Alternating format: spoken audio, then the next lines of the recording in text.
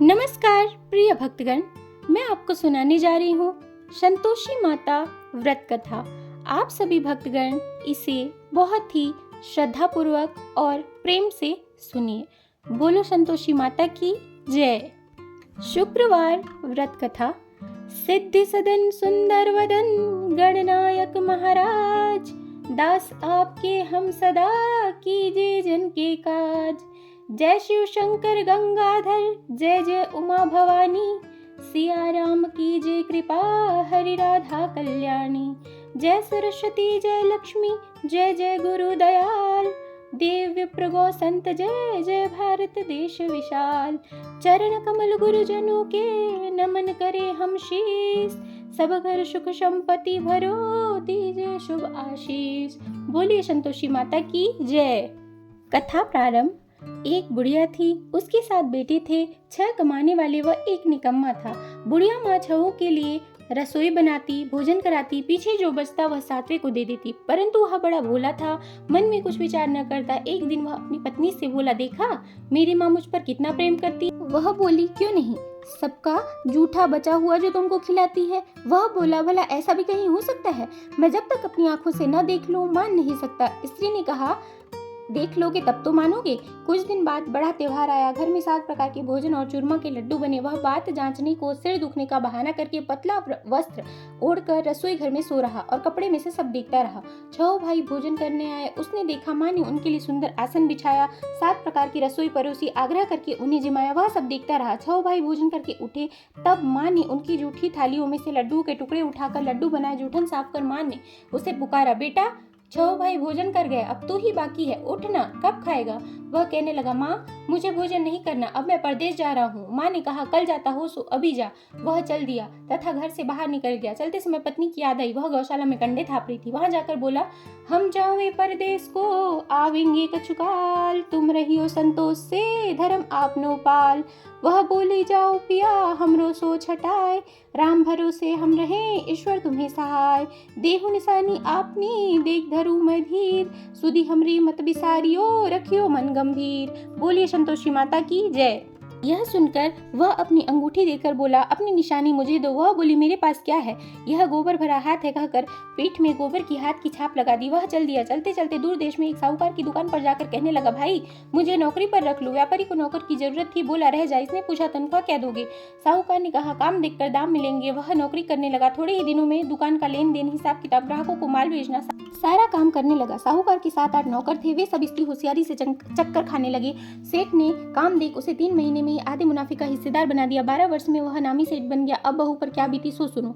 सास ससुर उसे बड़ा दुख देने लगे। सारी गृहस्थी का काम कराते, लकड़ी लेने जंगल भेजते और आटे की बची भूसी से रोटी बनाकर उसे देते और फूटे नारियल की नरेली में पानी देते।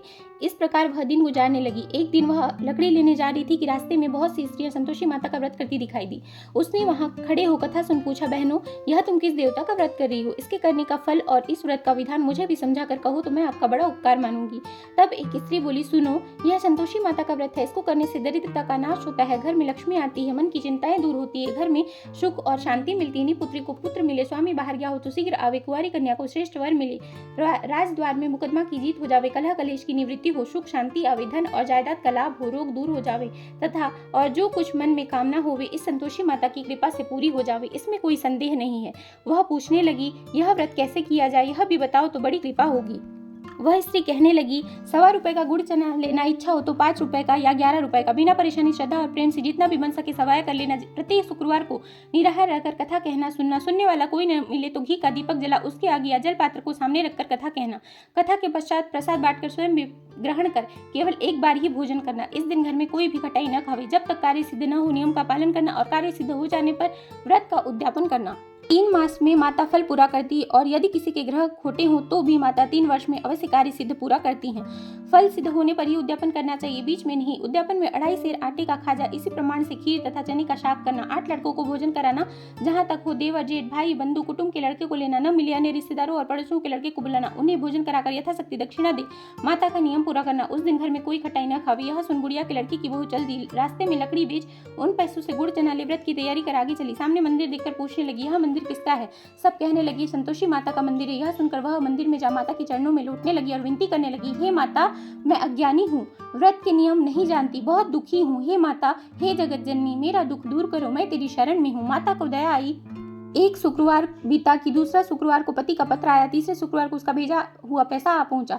यह देख जेठ जेठानी मुंह सिकोड़ने लगी, इतने दिनों में पैसा आया, इसमें क्या बढ़ाई है? लड़के ताने देने लगी, काकी के पास तो अब पत्र आने लगा, रुपया आने लगा, अब तो काकी की खातिर बढ़ेगी, अब तो काकी बोलने पर भी नहीं बोलेगी। बेचारी सरलता से कहती, भैया कागज रुपया आना तो हम सबके लिए अच्छा है। ऐसा कहकर आंखों में आंसू भरकर संतोषी माता के मंदिर में मातेश्वरी के चरणों में रोने लगी।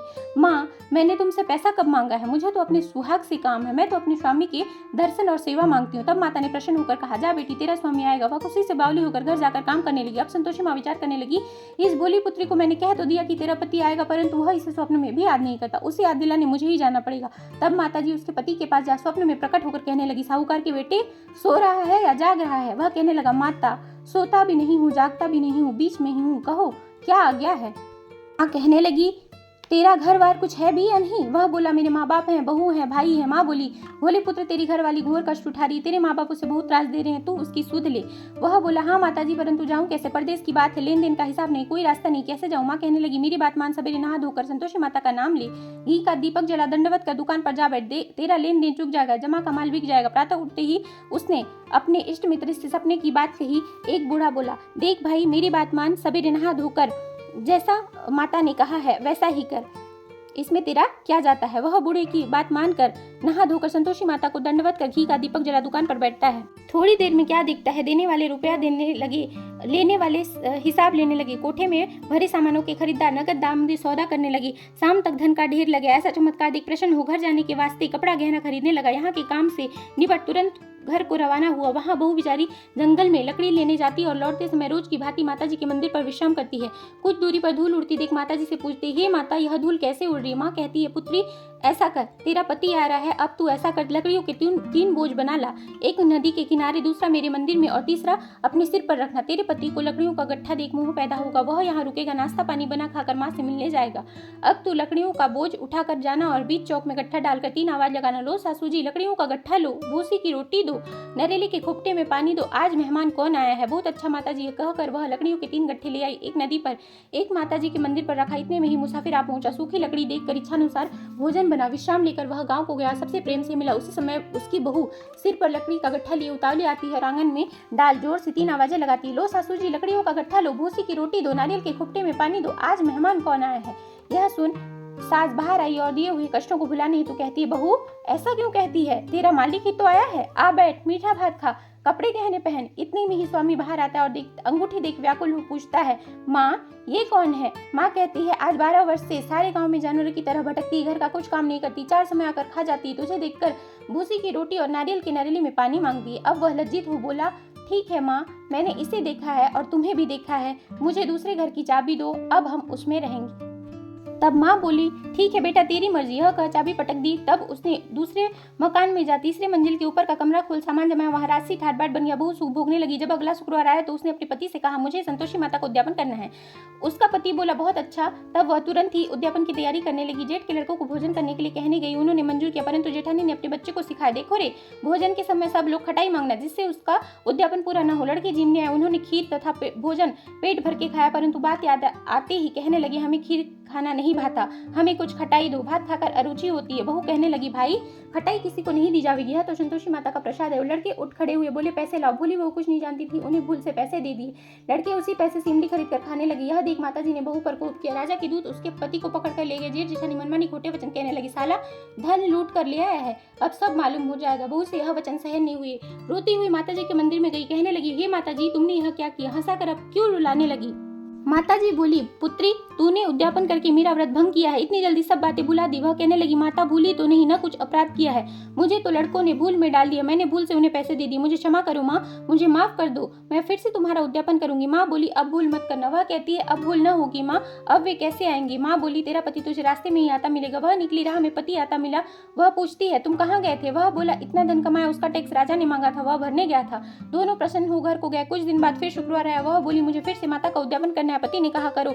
वह फिर से से जेठ के लड़कों को भोजन करने को कहने गई। जेठानी ने खरी खोटी सुनाई और सब लड़कों को पहले ही खटाई मांगने को सिखाया। लड़के जीमने आए और लड़के कहने लगे, हमें खीर खाना नहीं भाता, जी बिगड़ता है, कुछ खटाई खाने को देना। वह बोली, खटाई किसी को नहीं दी जाएगी, आना हो तो आओ। यह कहकर ब्राह्मणों के लड़कों को लाकर भोजन कराने लगी। यथाशक्ति दक्षिणा की जगह एक एक मीठा फल उन्हें दिया। इससे संतोषी माता प्रसन्न हुई। माता की कृपा होते ही 9वें मास में उसको चंद्रमा के समान सुंदर पुत्र प्राप्त हुआ। पुत्र को लेकर प्रतिदिन माता जी के मंदिर में जाने लगी। माँ ने सोचा, यह रोज आती है, आज मैं ही इसके घर चलूं। यह विचार कर माता ने भयानक रूप बनाया। गुड़ चलने से सना, मुख ऊपर से सूंड के समान होठों उस पर मक्खियां भिनभिना रही थी। देहरी पर पांव रखते ही उसकी सास चिल्लाई, देखो रे, कोई चुड़ैल डाकिन चली आ रही है, लड़कों इसे भगाओ नहीं तो किसी को खा जाएगी। लड़के भगाने लगे, चिल्लाकर खिड़की बंद करने लगे। बहू एक रोशनदान में से देख रही थी, प्रसन्नता से चिल्लाने लगी, आज मेरी माताजी मेरे घर आई है। यह कहकर बच्चे को दूध पीने से हटाती है। इतने में सास का क्रोध फटफड़ा, बोली, मरी रांड, क्या देखकर क्या उतावली हुई है। बच्चे को पटक दिया। इतने में माँ के प्रताप से जहाँ तहाँ लड़की ही लड़की नजर आने लगी।